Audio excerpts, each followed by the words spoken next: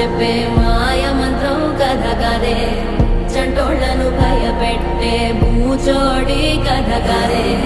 తాత ముత్తాతమ్మల భూతాల కథ కదే